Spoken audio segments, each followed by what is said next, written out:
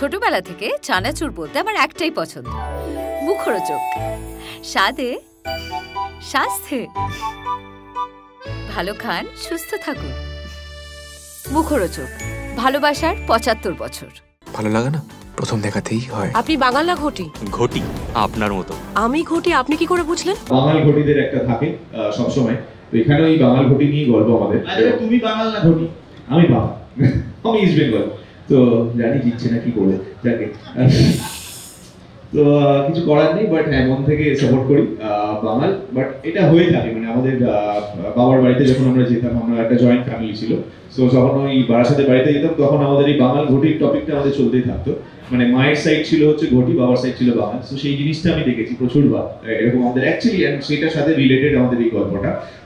তো খুবই রিলেটেবল, মানে ধরো ছোট ছোট জিনিস, মাছ বলো, মিষ্টি বলো, প্রত্যেকটা জিনিস, যে না আমরা ইলিশ খাবো, না ও বলছে যে আমরা চিংড়ি খাবো, তো আজকে এরকম জিনিস হবে। তো এই জিনিসটা আমাদের খুবই রিলেটেবল একটা টপিক হয় যখনই এরকম একটা মিক্সচার অফ ফ্যামিলি হয়। তো সেই জিনিসটা আমার মনে হয় যে এই সিনেমাটাতেও আছে, সব রিলেটেবল যে জিনিসগুলো আমি বারবার তোমাদেরকে বলছি। এবং খুবই মানে কি বলবো, মানে এরকম না যে শুধুমাত্র তোমাকে ভাবতে হবে এটা কি বয়ফ্রেন্ডের সাথে যাবো, ফ্যামিলির সাথে যাবো, না বাচ্চাকে নিয়ে যাবো, ওরকম না, সবাইকে নিয়ে যেতে পারবে, সবাই সব গ্রুপের এজের সবাই দেখতে পারবে, এরকম টাইপের একটা গল্প। It's a comedy genre. তুমি বাড়িতে বাঙাল ভাষা বলা ছাড়বে কি ছাড়বে না? তোমাদের সবেতে ঝাল, ভাষাটা কি করে মিষ্টি গো। বাঙাল ঘটি যদি ডিফারেন্সের টপিক এসে যায়, তাহলে একটা হচ্ছে ফুটবল, এক নম্বর, যেটা নিয়ে সারা বছর ঝামেলা লেগেই আছে। ভালো চিংড়ি মাছ কোথায় পাই বলুন তো?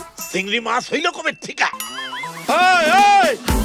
রান্না আমি একদম পারি না, কৌশল খুব ভালো রান্না করে এবং সব রকম করে, ওর কোনো বাঙাল ঘটির রান্না নেই। আমার মনে হয় ঝালটা জাস্ট খেতে পারি না।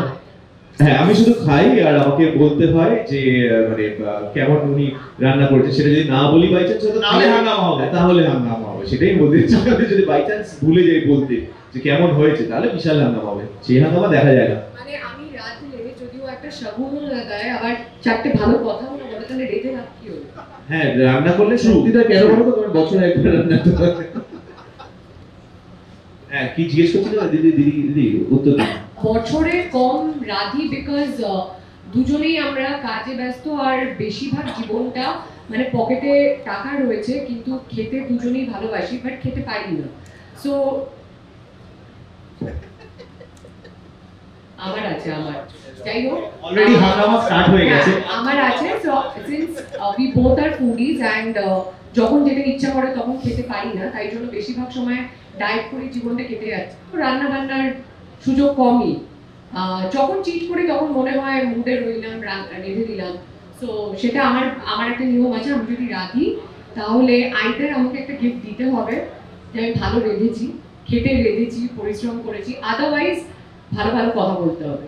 কেউ যদি কমপ্লিমেন্ট না দিয়ে উঠে যায়, তাহলে জীবন আমি রাঁধি না তার জন্য। এত মিষ্টি মুখ আপনার, আর মিষ্টি মানেই তো ঘটি।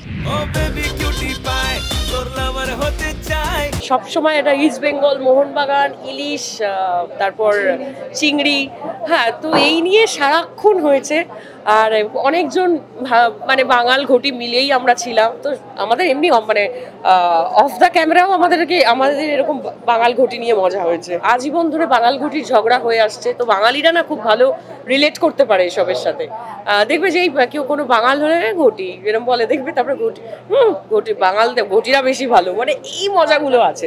আর আমার নিজের খুব ভালো লাগে মানে কমেডি ছবি করতে, বা ওখানে এইসব ছবিতে মানুষকে হাসাতে খুব মজার লাগে। এখন পারছি না, তুমি এসে বলো। আমি জানি না, আমার দাদু বাঙাল, তো আমি বাঙালি হব তাহলে। বাবা আমি বিয়া করুম। কইতাছে উনি কোন টিমের সাপোর্টার? ইস্ট বেঙ্গল। মোহনবাগান। বাঙাল ঘটির যে টপিকটা ছিল সেই জিনিসটা এটা নেভার এন্ডিং। মানে যতই তুমি বলো যে হ্যাঁ হয়তো না এখন আর নেই, ব্যাপারটা ভেতরে ভেতরে একটু হলে থেকে যায়, কে মোহনবাগান, কে ইস্ট বেঙ্গল, কে ইলিশ মাছ, কে চিংড়ি মাছ, এটা থেকে যায়। সো সেই জিনিসটা এখানে আছে, প্রত্যেকটা রিলেটেবল জিনিস আছে। অ্যান্ড সেটার মধ্যে এই চারজনের একটা সম্পর্কের দ্বন্দ্ব, বাবা মারা তাদের ওপর ঘাড়ের ওপর দাঁড়িয়ে আছে। সো সেই প্রত্যেকটা জিনিসকে আমরা তুলে ধরার চেষ্টা করেছি, অ্যান্ড খুবই রিলেটেবল একটা কমেডি ফিল্ম আমরা তোমাদের সবার সামনে আনার চেষ্টা করেছি। আমি ইস্ট বেঙ্গল, উনি যে টিম জেতে সেই টিম। না কারণ উনি তো যে বললাম যে টিম জেতে সেই টিম।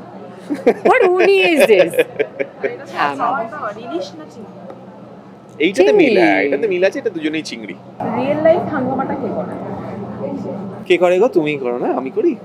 না আমি করে করি, আমি করি, হ্যাঁ, এখন আমি- রিসেন্ট টাইমসে করে ওই হ্যাঁ করে। একটু দেখলাম যে একটু করতে হচ্ছে, না হলে মুশকিল হয়।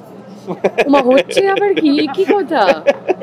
হ্যাঁ মানে ও এখন প্রেসার কুকার বুঝেছো, যখন তখন এরকম আওয়াজ হচ্ছে সিটিটা ওর গালে বেরিয়ে সিটি। হ্যাঁ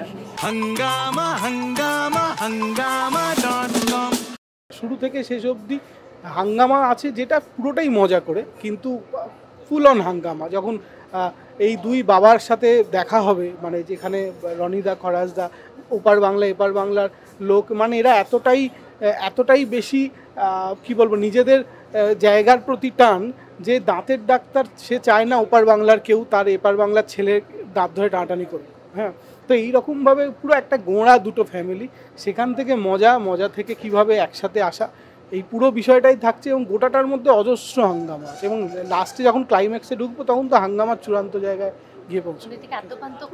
হ্যাঁ একদম, মানে ওই যখন ব্ল্যাক স্কিনে বলছে যে ওই স্মোকিং স্বাস্থ্যের পক্ষে ক্ষতিকারক, সেইখান থেকে কমেডি শুরু হচ্ছে। এটা কিভাবে হচ্ছে ছবিটা দেখলে বোঝা যাবে, এবং লাস্ট নাম যখন উঠবে ওই অবধি কমেডি আছে।